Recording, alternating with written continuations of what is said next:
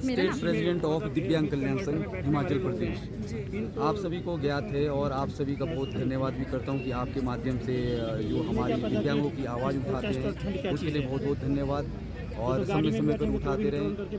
हमें भी पता है, हम भी दिव्यांग कल्याण संघ से बहुत अपनी डिमांड चार्टरों को लेके बहुत बार वार्तालाप की है सरकार से। सीएम साहब से भी मिले, हमारे अधिकारिता मंत्री उनसे भी मिले और हर विभाग के जो मंत्री थे उनसे भी मिले पत्राचार के माध्यम से भी, और जो हमारे विधानसभा सत्र में भी उनसे भी मिले। बार बार हमें यही आश्वासन आता था, नहीं आप लोग की हो जाएगी, सब कुछ करेंगे, ये करेंगे, पेंशन बढ़ेगी और जो भी आपकी डिमांड है हम पूरी करेंगे। तो आज देखो बीपीए जो हमारे ब्लाइंड पर्सन एसोसिएशन है हिमाचल प्रदेश के, उनको धरना करते हुए यहाँ 2 साल हो रहा लगभग। 2 साल में हमने भी बात की तो अभी हमारी सहमति हुई है।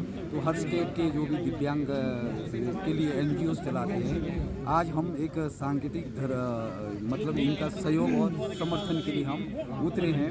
तो अभी कम ही लोग आए हैं और अभी हमने ये डिसाइड किया कि 7 तारीख तक हम धरना तो इनका जारी रहेगा। जब हमारी 7 तारीख को बैठक होएगी, अगर उसमें आउटपुट रिज़ल्ट नहीं आता है, यदि आउटपुट रिज़ल्ट नहीं आता है सरकार की ओर से दिव्यांगों के प्रति, हम ये सरकार को इस मंच से हम बताना चाहते हैं, तो हमारा बहुत बड़ा आंदोलन होगा और जिसमें हमारा उग्र आंदोलन भी हो सकता है। हमें चाहे लाठी, गोली या गैस आंसू, उस सब के लिए हम तैयार हैं।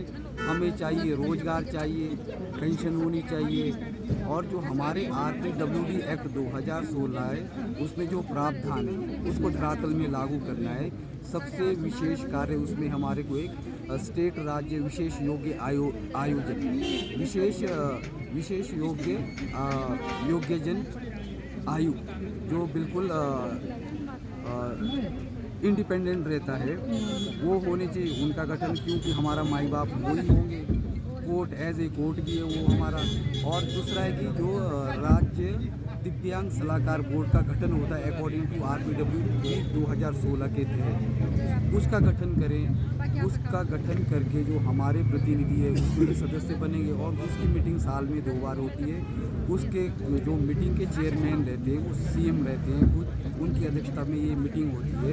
अगर इस तरह से हम सरकार के साथ बैठ के वार्तालाप करें या इस तरह से बातचीत हो टेबल टॉक के माध्यम से, तो हमें इस तरह से धक्के और प्रॉब्लम क्रिएट नहीं होगी। और हम भी नहीं चाहते कि हमारे दिव्यांग भाई बहन शारीरिक लॉस होने के बावजूद भी इस तरह से कठिनाई अपनी परिस्थितियों में किस तरह से आ रहे हैं। हम भी नहीं चाहते कि हम अपने दिव्यांग भाइयों को इस तरह से रोडों में उतारें। पर सरकार भी तो पहल करे। सरकार हमारी माई बाप है, हमें तो घर परिवार भी या समाज भी तुच्छ नज़र से देखता है। तो उसके लिए RPWD एक्ट बनाए और सरकार का फर्ज है और कर्तव्य है समाज की जो सबसे कमज़ोर कड़ी है उसको आप एक रास्ता दिखाएं और उसको समाज में मुख्य धारा से जोड़ने के लिए पहल करें। तो हम लोग भी जो संगठन है हम भी सरकार से कंधे से कंधा मिला के इसमें काम करेंगे। जो कैडर 4 क्लास 4 उसमें जी मैम, अभी हमारे पास मोटा जैसे अभी प्रश्नकाल होता है, विधानसभा होता है या शीतकाल में होता है, उसमें प्रश्न हम भी ढालते हैं किसी माध्यम के MLO के माध्यम से। उसमें पूछा जाता है कि आपकी पोस्ट कितनी में भरी है 2021 में, तो 2021 से लेकर अभी तक कितनी भरी है, तो उनका अभी पीछे था कहना। तो कम से कम 2-1 हज़ार पोस्ट हमने क्रिएट किए अलग अलग विभाग में।